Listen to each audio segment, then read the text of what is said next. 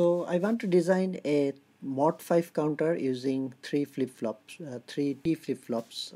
If we don't get it, three T flip-flops, we can use JK flip-flops with both inputs tied together. But let's say we have three T flip-flops, and what I have done here is I have made the input of all T flip-flops to be 1. I have set them 1. That means they will toggle each time they get a clock. So this is the system clock, and let's say this is T0 because this one is the LSB, and then this is this is 1, this is 1, this is 2, this is 2, and like that. So this is T0, this is T1, this is T2, and Q naught bar, which is T0's inverted output, is connected to the clock of T1, as we can see here.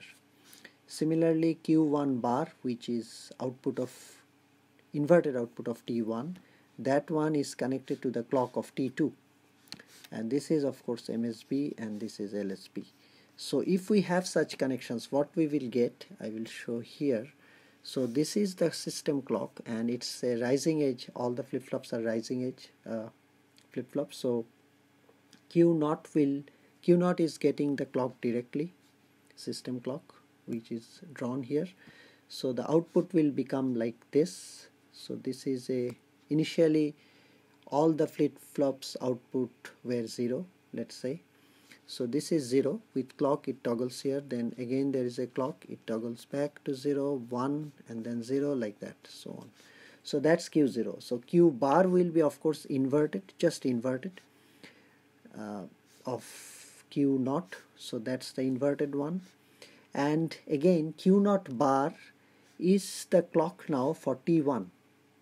So T1 will toggle when it gets its clock. So we can see the clock will now become like this because this is Q bar, and again rising edge. So basically Q bar's falling edge will be clock, but I have drawn Q naught bar so that I can show the clock directly. So these are the clock edges, and as a result this was initially 0, Q1, so it is toggling here, becoming 1, and then becoming 0, becoming 1, and so on. So that's our Q1. Now Q1 bar will be again clock for T2. So Q1 bar, I don't have space, so I didn't draw Q1 bar.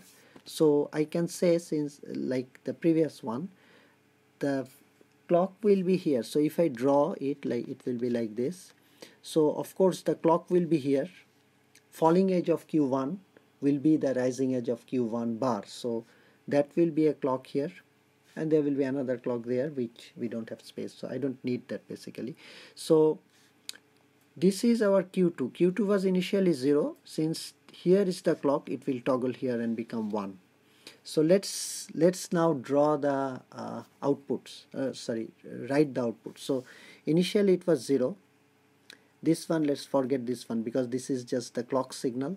For this is a Q naught bar, we are not taking output from that. So this is 0 here, 0 here, 0 here, then 0 here, 0 here. This is becoming 1. So it's a big 1. Both cycles are 1, but I will just write 1. So yeah, that's 1 there, and then that's 0 there, that's 0 there, and this is 0. Then this is still 0, this is now 1, and this is 0. Then this is still 0, this is 1, and this is 1. And then finally this is 1, this is becoming 0, and this is becoming 0. Forget this one, actually I may as well, I don't know, I can erase it. I don't want to erase it, but maybe I will erase it because at this point we don't need that. Oh, I can't actually, because anyway I will just cross that out. So like that. So basically we have, it can be seen, this is 0 0 0, then 0 0 1, then 0 1 0, then 0 1 1, then 1 0 0. That's our up to 4, and we need 1 0 1, which we have here 1 0 and then 1. when we have 101, we need to clear the output because it's mod 5 counter and it will count from 0 to 4, 0 to 100. That's what it will count. So when the output is becoming 4, we need to have asynchronous clear for all the flip-flops, so that whenever the output becomes 100, that means it becomes 5, the output the flip-flops will clear basically. So we have asynchronous clear here, all active low. So whenever we have 101, so this is our Q0, this is our Q1, this is our Q2, 101, we take that to a NAND gate because this is active low, so that's there, and we connect like that. So if we have such connection, so this is 101, so we have to connect an inverter there. So we will connect, so when it is 101, then the output will be 0. We don't have to, we can give 101. We will just connect them from Q0, Q1 and Q2. We can use Q1 bar as well instead of using an inverter, but that's whatever. We don't have to use an extra gate basically. So whenever it hits 101, the output will be immediately 0 because these are asynchronous clear, and we need to have asynchronous clear because all the flip-flops have different clocks, so synchronous will not work properly. So yeah, that's the design basically. So as I have shown here, it's an asynchronous counter, and it could go count up to 1111 if we didn't clear it, so that it should work. I mean, this is 3 bits, so it should count up to 111, but if we cascade another count flip-flop, T flip-flop, it will count up to 1111 and so on. So that's there, but it is using an asynchronous